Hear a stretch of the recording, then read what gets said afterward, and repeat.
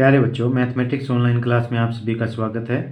आज की इस वीडियो में हम कक्षा 8 विषय गणित में चैप्टर नंबर 13 सीधा और प्रतिलोम समानुपात के अंतर्गत प्रश्नावली 13.2 के प्रश्न नंबर 3 से आगे हल करेंगे।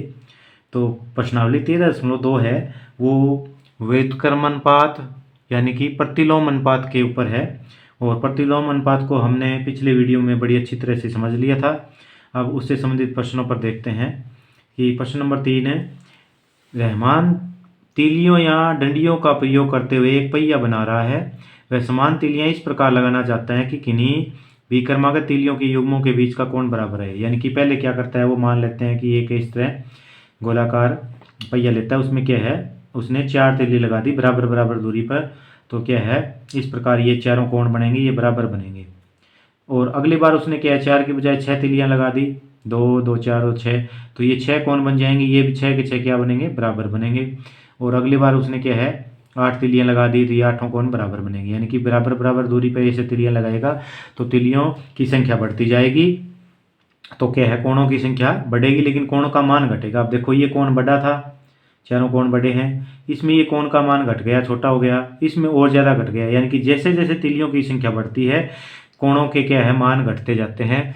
तो इसको इस तरह क्या है, वो पहिया बनाता जाता है कि कितनी तीलियां लगाता है। तो उसकी टेबल दी गई है, निम्न सारणी को पूरा करके उसकी सहायता करें। तीलियों की संख्या दे रखी है, 4 हो तो 90 का, ये 4 तीलियां, यहाँ पर कितने का कोण बनता है, 90 डिग्री का कोण बनता है। चारों कोण 90 के, पूरा वृत्त का कोण 360 का बन जाएगा। अब दूसरा क्या है, 6 तीलियां लेता है तो कितने के है, 60 डिग्री के कोण बनेंगे आपके, 60 के सभी 6 कोण बन जाएंगे, 360 डिग्री कुल वृत्त का कोण होता है। आगे 8 तीलियां हो, 10 तीलियां हो, 12 तीलियां हो, तो इन खाली स्थान में क्या आएगा, पहले तो ये टेबल पूरी करनी है आपको। और दूसरा क्या है, ये नीचे प्रश्न दिए गए हैं, इन प्रश्नों के उत्तर देने हैं।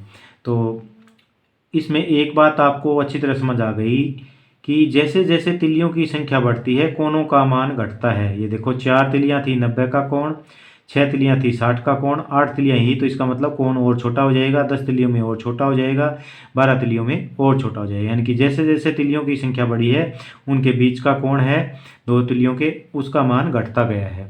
तो अगर इसको हम x मान लें और तीलियों के बीच के कोण के मान को y मान लें, तो ये हमारा होगा x1, ये होगा x2, ये होगा x3, ये होगा x4, ये होगा x5, और ये y1 हो जाएगा, ये y2 हो जाएगा, ये y3 हो जाएगा, ये y4 हो जाएगा, ये y5 हो जाएगा।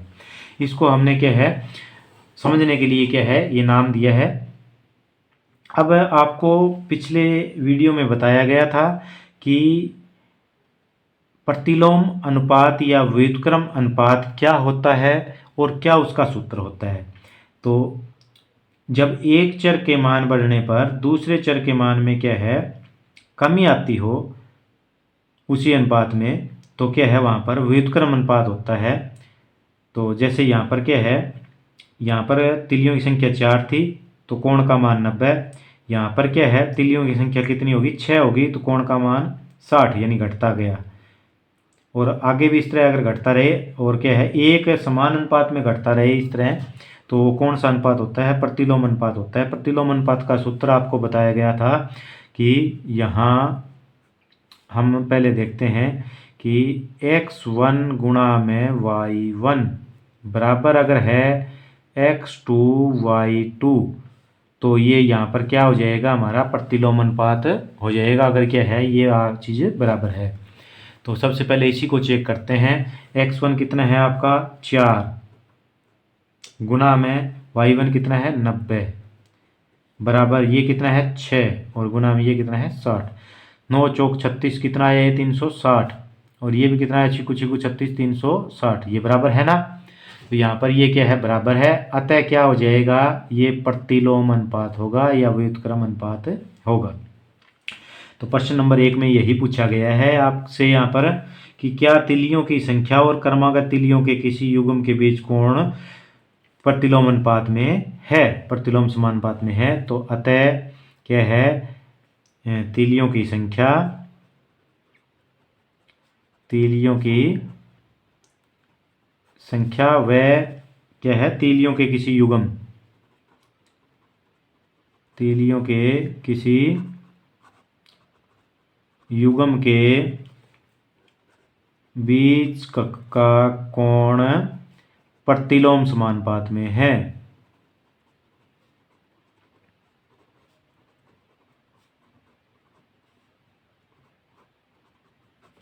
तो सबसे पहले यही बताना था हमें, क्योंकि प्रतिलोम समानुपात का सूत्र ये बिल्कुल यही है कि x1 और y1 की गुना x2 और y2 के बराबर आ जाए तो ये प्रतिलोम समानुपात में है। अगर ये बराबर नहीं होता तो ये प्रतिलोम समानुपात में नहीं थे। तो ये बराबर है, इसलिए क्या है, ये प्रतिलोम समानुपात में है।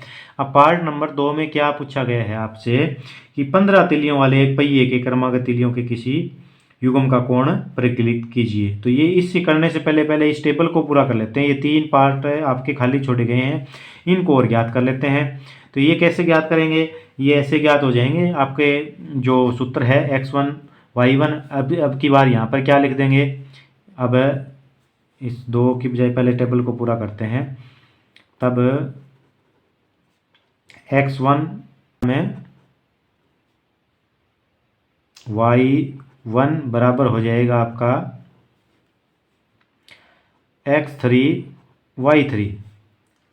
तो x1 कितना है आपका 4 गुना 90 बराबर हो जाएगा x3 कितना है 8 गुना में y3 आपको निकालना है।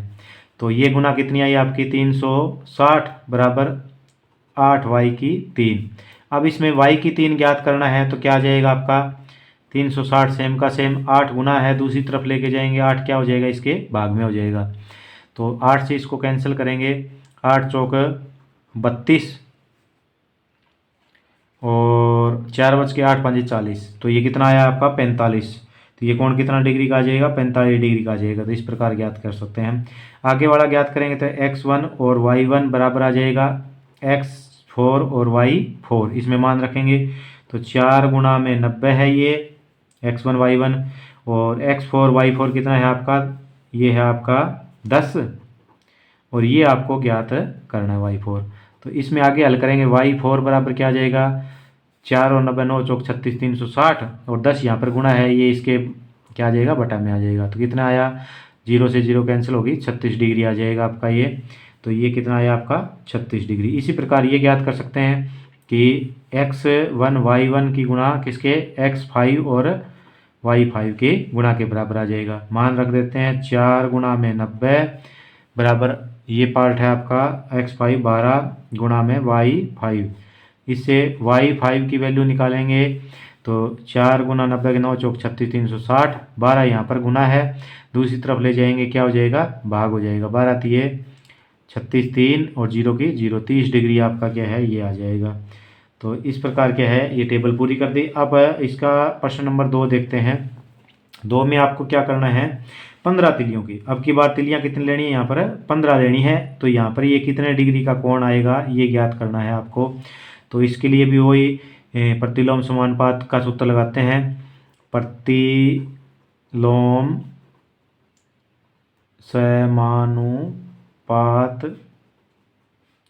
के लिए सूत्र क्या है आपका x1 गुणा में y1 बराबर x2 y2।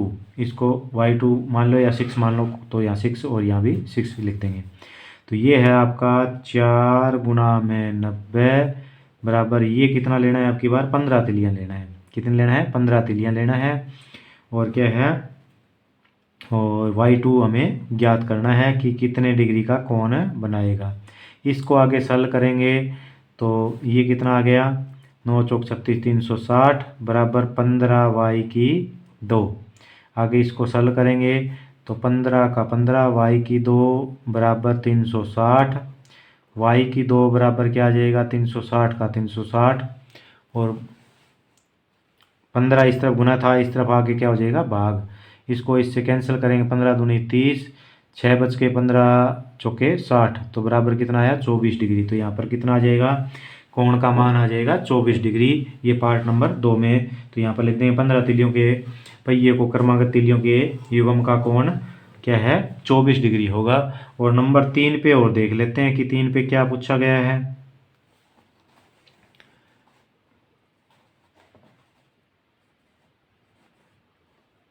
तो नंबर 3 पे क्रमागत तीलियों के प्रत्येक युग्म के बीच का कोण 40 डिग्री। अब की बार कोण यहाँ पर कितना डिग्री है, इसका एक टेबल और बना लेते हैं कि अब की बार क्या है, आपको ये ज्ञात करना है तिलियाँ कितनी लगेगी, कोण कितना डिग्री दे दिया, 40 डिग्री दे दिया, यानी कि ये क्या है वाई का मान दे दिया, इसको वाई क्या है 2 मानेंगे, इसको क्या है एक्स 2 मानेंगे। तो x2 अब की बार खाली दे रखे है, तो वही सूत्र लगाएंगे प्रतिलोम समानुपात का। प्रतिलोम समानुपात अनुसार x1 और y1 की गुणा x2 और y2 की गुणा के बराबर होगी। इसको x2 मान लिया, इसको y2 मान लिया।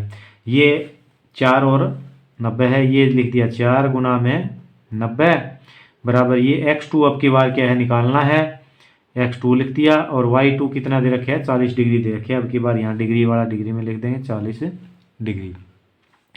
आगे इसको हल करिए, ये आ गया आपका 360 बराबर 40 x2 आ गया। आगे इसको सरल करेंगे तो क्या आ जाएगा आपका 40 x2 बराबर 360, x2 बराबर क्या आ जाएगा आपका 360 का 360, 40 क्या आ जाएगा, इस तरफ गुना था भाग हो जाएगा, 0 से 0 4 9 36, केवल 9 डिग्री का क्या है आपका कोण बनेगा। यहाँ पर कितने डिग्री नहीं, x2 क्या है तिलियों की संख्या है, सॉरी, तो ये डिग्री में नहीं आएगा। x2 क्या है तिलियों की संख्या है, तो तिलियों की संख्या कितनी आ जाएगी आपकी, तो तिलियाँ आ जाएगी आपकी, अतः तिलियों की संख्या बराबर आ जाएगी 9। 9 तिलियाँ होगी तो 40 डिग्री का कोण बनेगा। प्रश्न नंबर 4 देखते हैं, यदि किसी डिब्बे में मिठाई के को 24 बच्चों में बांटा जाए तो प्रत्येक बच्चे को 5 मिठाइयाँ मिलती है, 5 पीस मिलते हैं मिठाइयों के। यदि बच्चों की संख्या में 4 की कमी हो जाए तो प्रत्येक बच्चे को कितनी मिठाइयाँ मिलेंगी। तो क्या है, यानी कि मिठाइयाँ वही है, बच्चे क्या है पहले 24 थे, अब क्या है 4 बच्चे कम करने हैं, तो मिठाइयाँ आपकी क्या है प्रत्येक बच्चे को बढ़ेगी। तो ये प्रतिलोम समानुपात में है, क्योंकि देखो बच्चों की संख्या बढ़ रही है तो क्या है मिठाइयाँ कम मिलती है। जैसे जैसे बच्चों की संख्या बढ़ाएंगे मिठाइयाँ प्रत्येक बच्चे को क्या है कम मिलनी शुरू हो जाएगी। तो एक की संख्या बढ़ने पर दूसरे की चरों में कमी आती हो तो वो प्रतिलोम समानुपात होता है। तो यहाँ पर टेबल बनाते हैं और पहले लिखते हैं बच्चों की संख्या, बच्चों की संख्या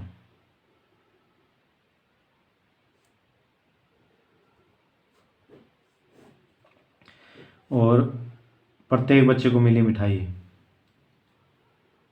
बच्चे को मिली मिठाई, ये क्या है, इसको मान लेते हैं हमें x और इसको क्या मान लेते हैं y मान लेते हैं। तो इसमें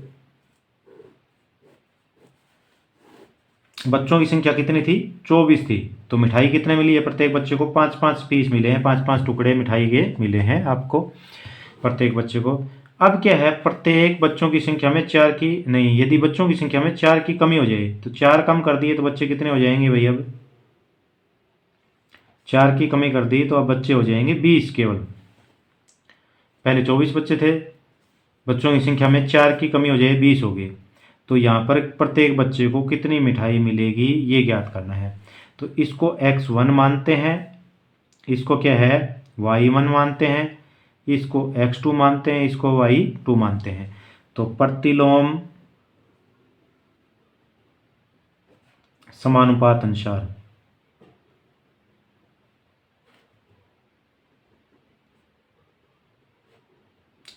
क्योंकि ये जो डाटा दिए गए हैं बच्चों की संख्या और मिठाई प्रत्येक बच्चे को जो मिलती है ये प्रतिलोम समानुपात में है।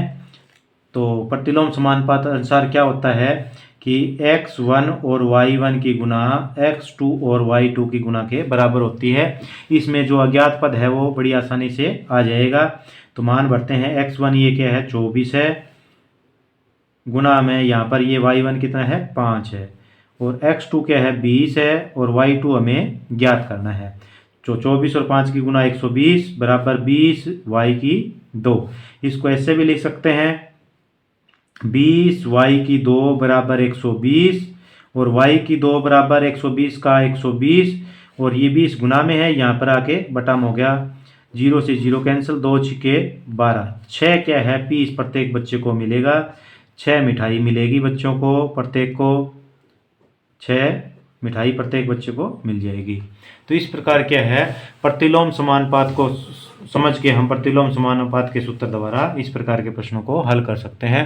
इसी प्रकार प्रश्न नंबर 5 है, इसी प्रकार इस सूत्र की सहायता से ये प्रश्न नंबर 5 हल करेंगे हम। तो एक किसान के पशुशाला में 20 पशुओं के लिए 6 दिन का पर्याप्त भोजन है, यानी कि दो चीज़ है, एक तो क्या है पशुओं की संख्या है, एक क्या है पशुओं के लिए भोजन कितने दिन चलेगा, दिनों की संख्या। तो पहले तो यहाँ लिखते हैं हम पशुओं की संख्या, पशुओं की संख्या लिखते हैं और इसको क्या मान लेते हैं x मान लेते हैं, और यहाँ पर लिखते हैं हम भोजन, भोजन दिनों में, भोजन किस में दिया गया है, कितने दिन चलेगा, दिनों में दिया गया, इसको क्या मान लेते हैं y मान लेते हैं।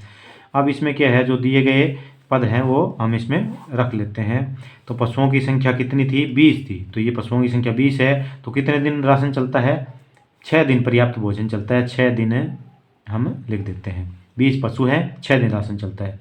अब पशुशाला में 10 पशु और आ जाएं, 20 तो पहले से हैं, 10 और आ गए तो कितने हो जाएंगे, 20 जमा में 10 और आ गए, कितने हो गए, 30 हो गए। अब तो ये राशन कितने दिन चलेगा ये हमें ज्ञात करना है। तो इसको हम x के चर हैं तो x1 मानेंगे, इसको x2 मानेंगे, ये y के चर हैं तो इसको y मानेंगे और इसको y2 मानेंगे। अब पशुओं की संख्या यहाँ पर क्या है, पशुओं की संख्या व भोजन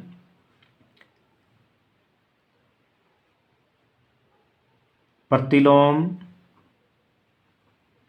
समानुपात में है। क्यों है भाई ये प्रतिलोम समानुपात में, कैसे समझ में आया कि ये प्रतिलोम समानुपात में है।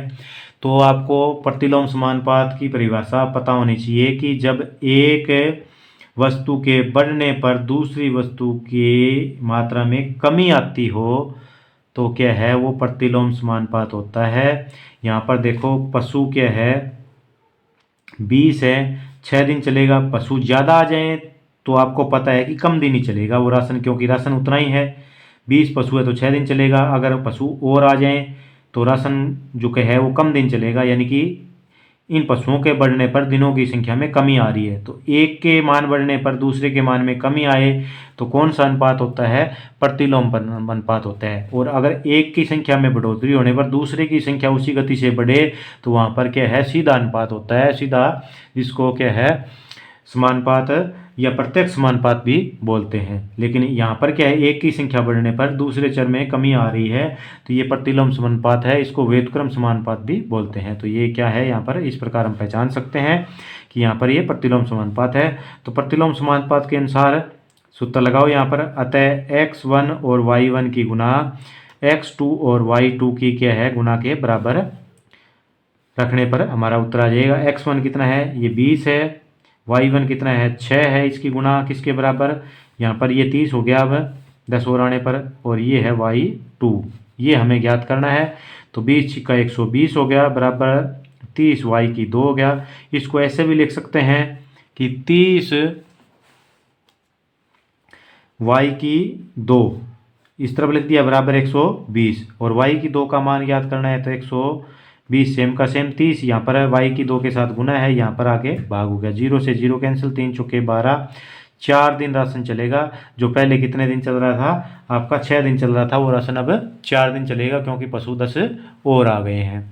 तो इस प्रकार के हैं हमें इन प्रतिलोम समानुपात के प्रश्नों को समझने के बाद प्रतिलोम समानुपात के सूत्र का प्रयोग करके बड़ी आसानी से हल कर सकते हैं।